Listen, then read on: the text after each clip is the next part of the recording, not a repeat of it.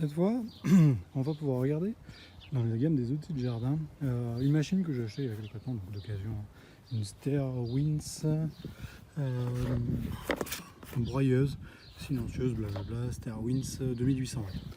L'intérêt de ça, c'est qu'en fait, cette machine, c'est un broyeur végétal, mais un broyeur avec un système, pas de crémaillère, mais une poulie. Je vais vous montrer quand je vais la vider.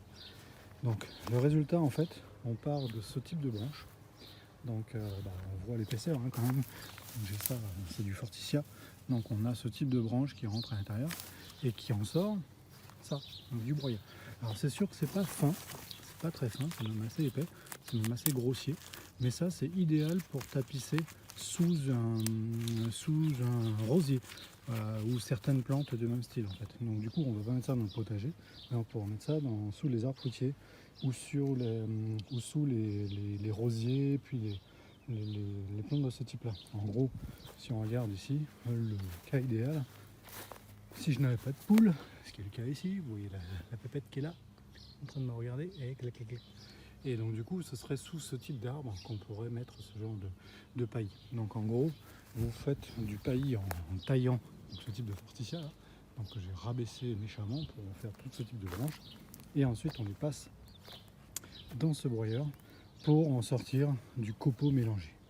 Je vais vider celui-là et puis je vous reprends tout juste après. Là, cette machine est annoncée à 99 dB, je crois, donc décibels, ce qui veut dire qu'elle n'est pas très bruyante. On va pouvoir le constater quand on va le démarrer d'ailleurs. Et en fait, une fois qu'elle est lancée, on a juste à prendre une branche telle que celle-ci. Donc, je ne cherche même pas à la découper spécialement. On voit qu'elle a une certaine ramure. Donc, on va la prendre. Et on va la rentrer. Jusqu'à ce qu'il se passe prendre. Là, en même temps qu'il se fait prendre. Et là, c'est parti.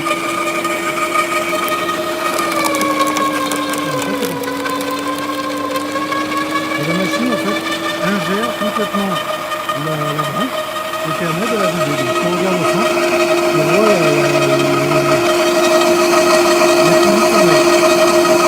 voilà, donc ce genre d'appareil vraiment idéal quand on a du gros œuvre à faire.